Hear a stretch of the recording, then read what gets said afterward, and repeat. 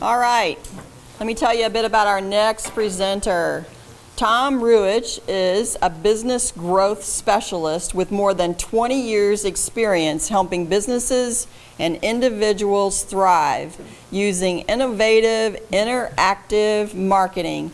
He is the founder and president of MarketVolt, a marketing firm that is best known for its email marketing software and services. Please help me welcome Tom Ruwitch. Right spot. Hello, everybody. Thank you, Glenda.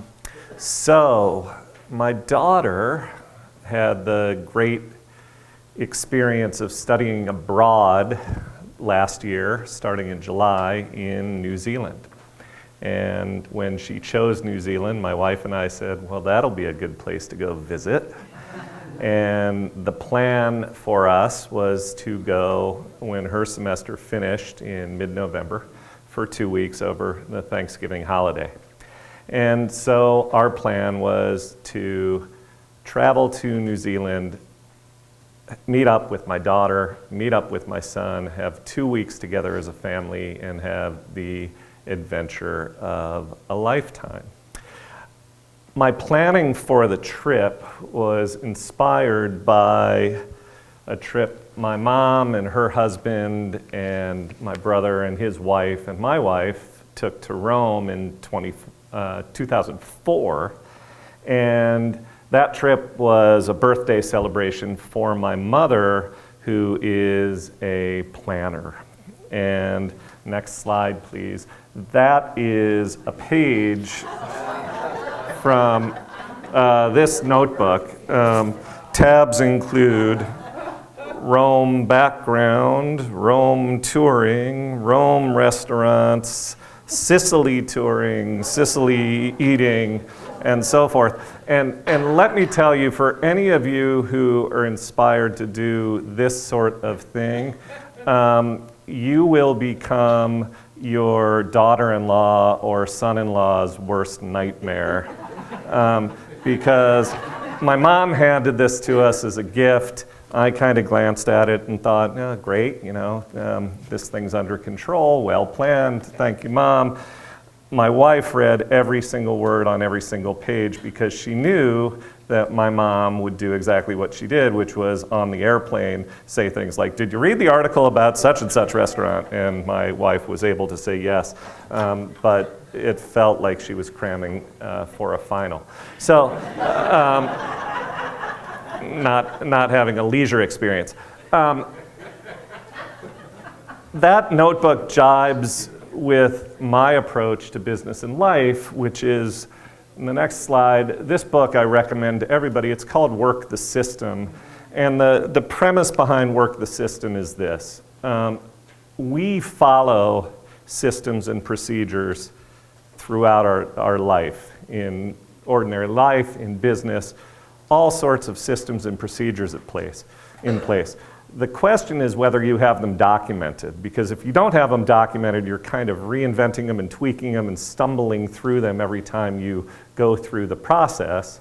If you document them, you'll get them right, they'll improve over time. And this book lays out a roadmap for, in your life or in your business, documenting the processes that matter, that are repeatable, that can help you function more properly. So with that in mind, I was going to work the system to plan my 2-week adventure to New Zealand, a la my mother and her notebook. I wasn't going to build a giant notebook and quiz the kids, but I did buy a guide to New Zealand, and I was rabbit-earing every page and planning every detail of the trip and getting my systems and procedures in place for my journey to New Zealand. And right around the time, this was early to mid-October, I write a monthly column for St. Louis Small Business Monthly.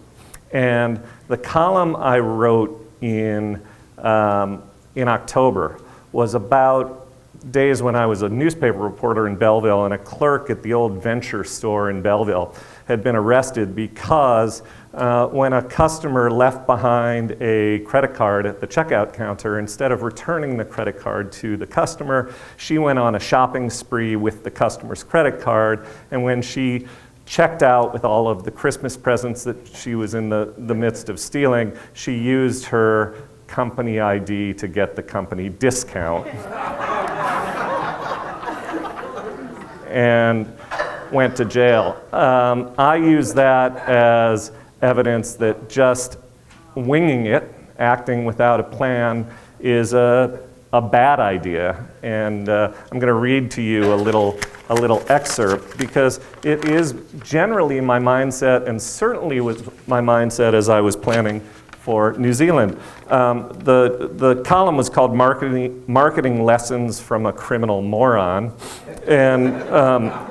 And the excerpt from that column was, to those of you who like to wing it, I'm not necessarily calling you stupid, nor am I calling you a criminal, but if you think your email, social media, and other content will be just as effective without a plan, well, let's just say I won't be betting on you in a three-way IQ contest with President Trump and Secretary of State Tillerson.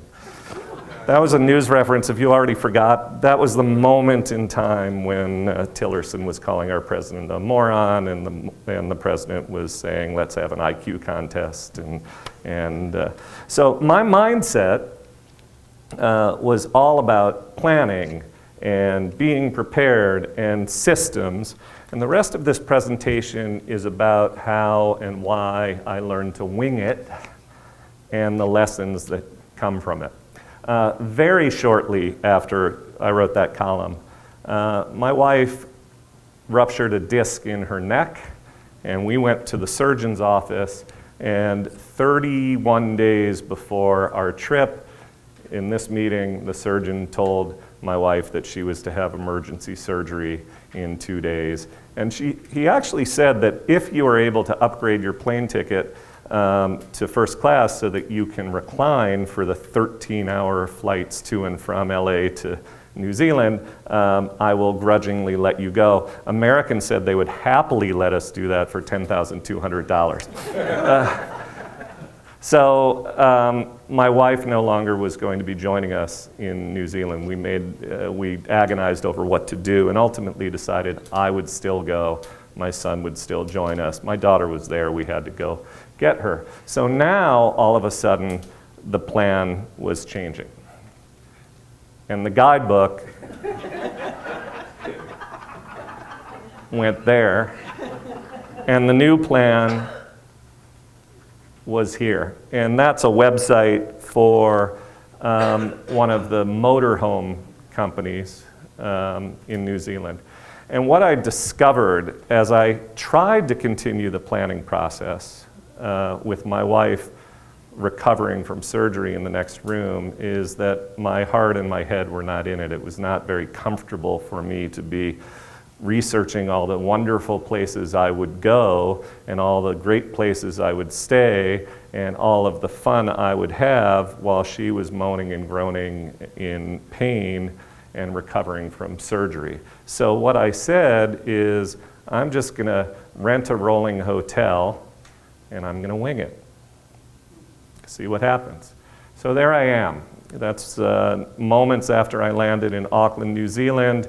I met up with the guy from the company and off I went.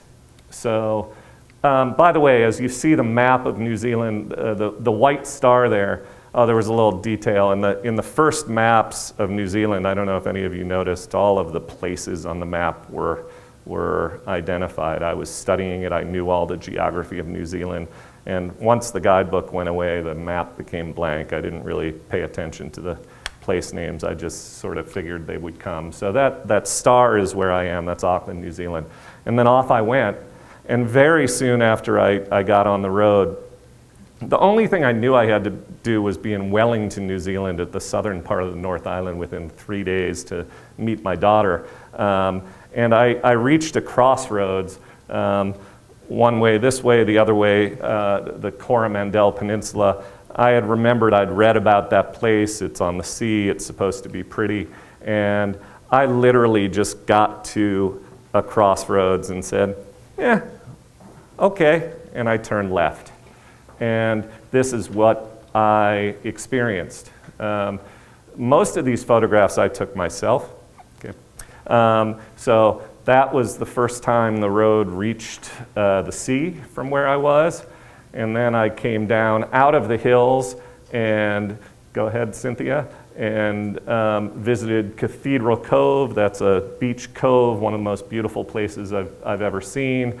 I stopped for food and had mussels and oysters at a place called Oyster Bay, where these mussels had been taken from the sea 2 hours earlier, and I literally joked that I could have used a carving knife to eat these mussels. I had mussels in St. Louis about a week ago, and they were, about yay big.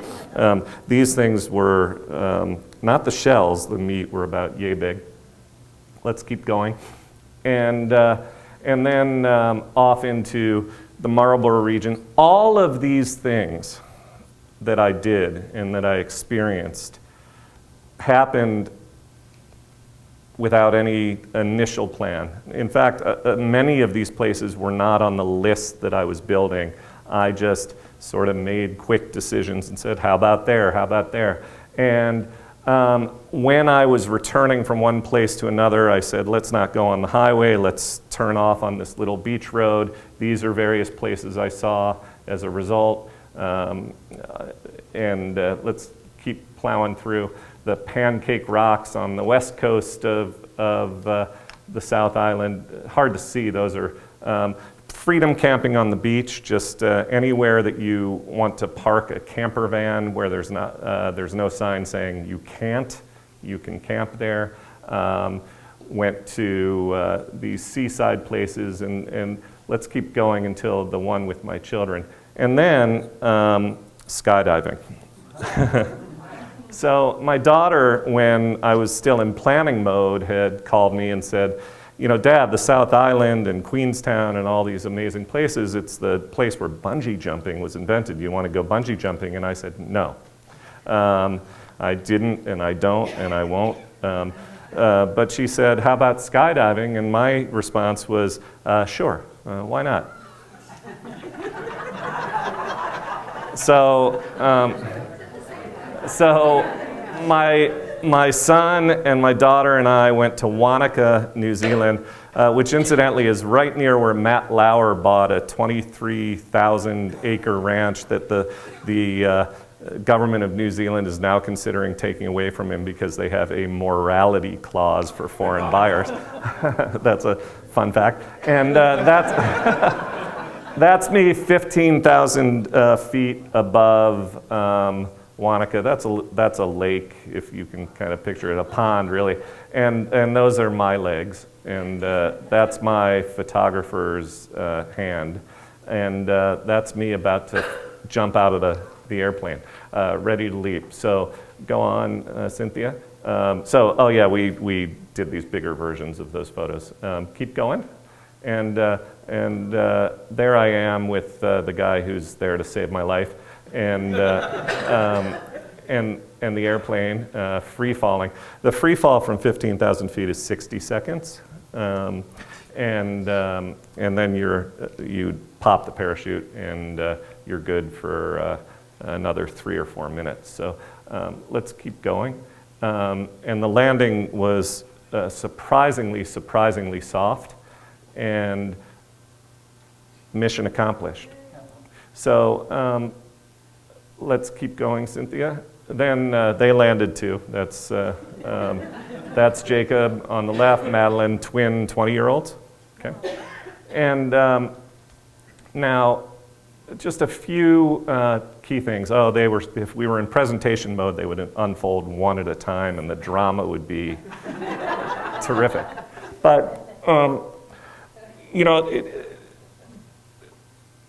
first of all, when throwing out that guidebook and scrapping the plan was a very, very hard thing for me to do.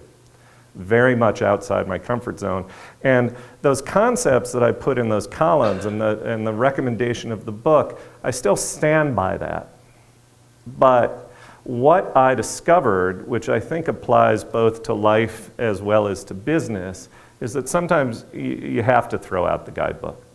You know, sometimes circumstances dictate, or just a voice in your head tells you that you have to toss the guidebook, you have to leap. And that there are going to be crossroads, and that if you stand at the crossroads and get into paralysis analysis and don't go either way, all you are is stuck. And that choosing either way is going to be okay.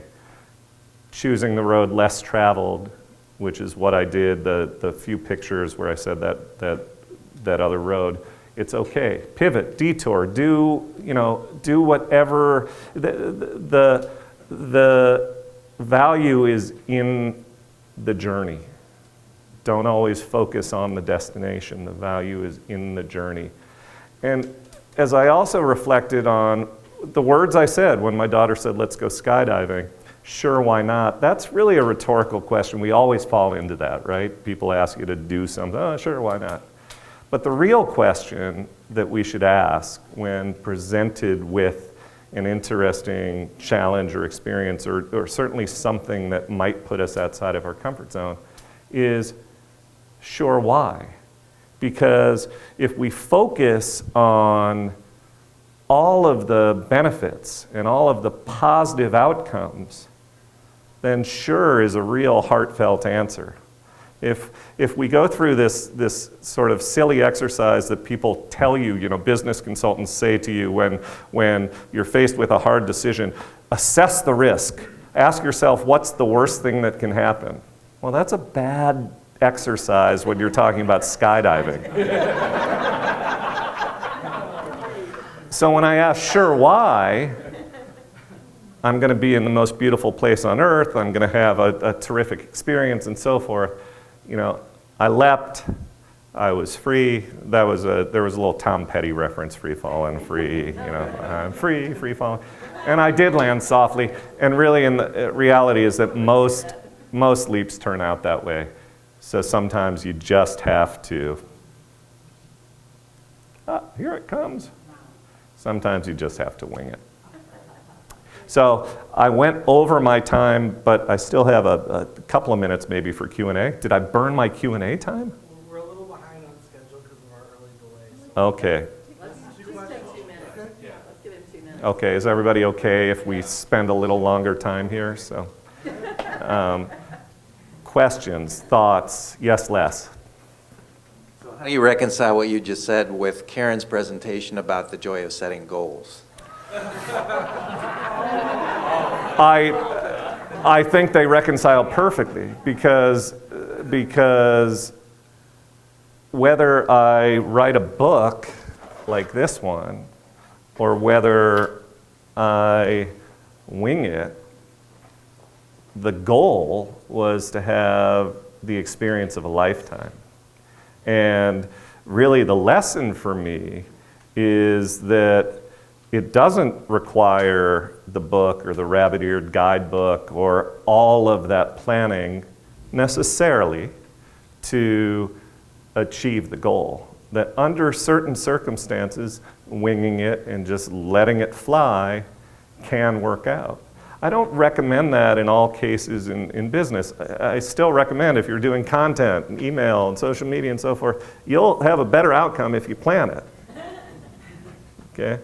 But sometimes winging it works, and sometimes winging it actually will be better. What else? Yes, Steve. 60-second drop, and then how long is the ride? Roughly 3 minutes or so. My son had the experience of a lifetime. His guide broke the rules, and you go through a half-hour video or so forth to learn, what you're going to need to do, how you're supposed to stand, and all this kind of stuff. But his guide said, "Here," and handed him the handles of the parachute, and just sort of talked him through what to do. Pull right, pull left, so forth. And so I just kind of hung there for the ride, which was fine with me. Yeah. Good deal. Thank you all.